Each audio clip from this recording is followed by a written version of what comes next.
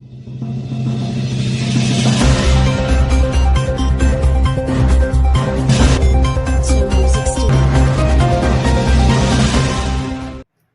आप देख रहे हैं नीलम टाइम्स मीडिया।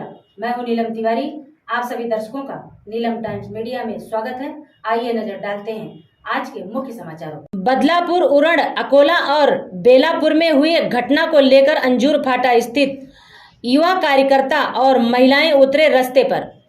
बता दें, सुशील आवटे के नेतृत्व में बदलापुर के आरोपी को फांसी की मांग के नारे लगाते हुए रास्ता रोको आंदोलन किया गया, जिसमें सुशील आवटे के साथ मनोज गुलबी, अभिषेक भोईर, शिवा लोमटे, अशोक रोकड़े, संदीप मिश्रा सहित कई महिलाएं और युवाओं ने जाहिर निषेध आंदोलन किए।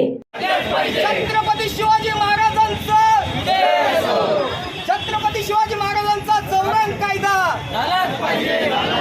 छत्रपती शिवाजी महाराजांचा चौरंग कायदा झालाच पाहिजे। हे राहिलेच पाहिजे।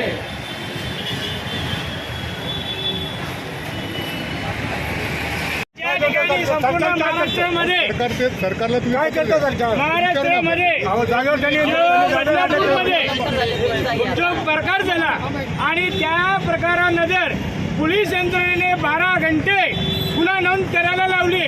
ही गुन्हा नोंद FIR नोंद करायला 12 तास लागतात का? आणि ज्यांना जे पोलीस प्रशासन पाठीशी घालते त्या पोलीस अधिकाऱ्यांना निलंबित झालंच पाहिजे, ही आज आमची सर्वसामान्य जनतेची मागणी आहे। आज महाराष्ट्रामध्ये आम्ही लाडकी बहीण योजना राबवतोय। आम्हाला लाडकी बहिणीच्या नावाखाली आज त्या बहिणींचे मुलं हे असुरक्षित आहेत, शाळेत सुरक्षित, असुरक्षित, रस्त्यावर जावं तो ट्रॅफिक, या सगळ्या गोष्टीच्या दाताला कंटाळून या सरकारने योग्य असा कठोर निर्णय आणि कायदा केला पाहिजे आणि यापुढे असे गैरप्रकार करण्यासाठी कठोर शिक्षा झालीच पाहिजे। ह्या मागणीसाठी आज आम्ही या ठिकाणी सर्वसामान्य जनता रस्त्यावर उतरलेलो आहोत। आज आम्हाला पण पोरी असतात, आमच्या पोरी आता घाबरायला लागले, घराच्या बाहेर निघाला, कंपनीत कामाला जातात पोरी माझ्या, रात्री बेरात्री माणसाला एक कुत्रा सुद्धा तिकडे दिसत नाही।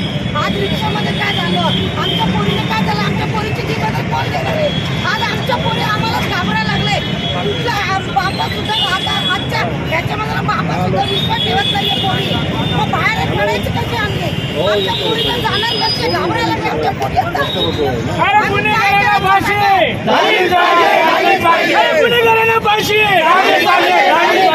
आज संपूर्ण भारतामध्ये, महाराष्ट्रातच नाही तर संपूर्ण भारतामध्ये अशी परिस्थिती आहे की महिला किंवा मुली सुरक्षित नाही आहेत आणि त्याच्यामुळे सर्वसामान्य जनतेला, लोकांना, नागरिकांना रस्त्यावर उतरावं लागत आहे। आमचा महाराष्ट्र पोलीस, मुंबई पोलीस आणि खास करून भिवंडी पोलिसांवर पूर्ण विश्वास आहे। त्यांनी आमच्या माहितीप्रमाणे आरोपींना अटक सुद्धा केलेली आहे, परंतु पोलीस यंत्रणा आणि सरकारचा धाक या अशा वाईट प्रवृत्तींवर व्हावा यासाठी आम्ही रस्त्यावरती उतरलो नाही की आमचा अविश्वास आहे पोलीस यंत्रणा, असं बिलकुल नाही आहे। त्यांनी त्यांचं काम चोख बनवलेलं आहे, परंतु पोलीस यंत्रणेला आणि शासकीय यंत्रणेला माझी हात जोडून विनंती आहे की जे नागरिकांसाठी असे लोक रस्त्यावर उतरतात, कुठेतरी आपण सुद्धा त्यांच्या बाबतीत त्यांच्यावर गुन्हे न नोंदवता ते लोकांसाठी उतरत आहेत याची भावना आपण मनात ठेवावी। आणि पोलिसांवर आमचा परत एकदा सांगतो पूर्ण विश्वास आहे। अशा लोकांना वेळीच जागीच लवकरात लवकर शिक्षा झाली पाहिजे, त्यांना ठेचून काढलं पाहिजे, अशी मागणी आम्ही करत आहोत भिवंडीकरांच्या तर्फे। फाशी द्या, फाशी द्या, फाशी द्या, फाशी द्या, फाशी द्या। संपूर्ण देशामध्ये 15 दिवसामध्ये जवळजवळ कमीत कमी 30 ते 35 केसेस अशा घडलेल्या आहेत। आज आपण प्रत्येक दिवसाला, प्रत्येक तासाला अशा घटना आल्याकडे विभागामधून येत आहे। आज आपण संपूर्ण घटनेचा निषेध करण्यासाठी या ठिकाणी आम्ही आंदोलन केलं आहे। आणि मुळात विषय काय माहिती का, आपल्या मुलीने शाळेत सुरक्षित नाही आहे। 4 वर्षाची चिमुरडी काय वेदना झाल्या असतील याचं प्रशासनाला जर गांभीर्य असेल तर माझ्या माहितीप्रमाणे प्रशासनाने याची नोंद घ्यावी आणि लवकरात लवकर त्या नराधमांनी स्वतः गुन्हा कबूल केलेला आहे, त्याची व्हिडिओ रेकॉर्डिंग तुम्ही बनवलेली आहे, तर मग त्याला फाशी द्यायला वेळ का लागतोय? त्या एका नराधमाला जर चौकात फाशी दिली गेली तर बाकीच्या अशा घटना होणार नाही याची थोडेसे या गोष्टीचं गांभीर्य लक्षात घेऊन प्रशासनाने त्याला त्वरित फाशी दिली गेली पाहिजे अशी आमची विनंती आहे, अशी आमची मागणी आहे. आणि जर प्रशासन जर हे गोष्ट करू शकत नसेल तर प्रशासन जे आहे त्यांच्याबद्दल आम्हाला शोकांतिका वाटते की या गोष्टीने जर प्रशासन जागवत असेल, आज मंत्री असेल, आमदार असेल, खासदार असेल, त्यांच्या मुली सुरक्षित आहेत कारण की त्यांच्याकडे एसीच्या गाड्या आहेत, त्यांच्यापाशी चांगले शाळेत आहेत, त्यांच्यापाशी सिक्युरिटी आहे. पण आमच्या गरिबांच्या मुली आज रस्त्यावर निघत आहेत, आज शाळेमध्ये जात आहेत. आमच्या एका बहिणीवर तर नवी मुंबईमध्ये मंदिरामध्ये अत्याचार झाला. अहो, ज्या देवावर विश्वास ठेवायचा का नाही अशी आजची स्थिती झालेली आहे. त्याबद्दल आजचा मोर्चा आहे.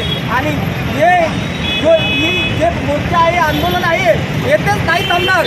माझं प्रशासन आणि पोलीस प्रशासनाला विनंती आहे की आपण याबद्दल जेवढं काही करता येईल तेवढं करायचा प्रयत्न करा.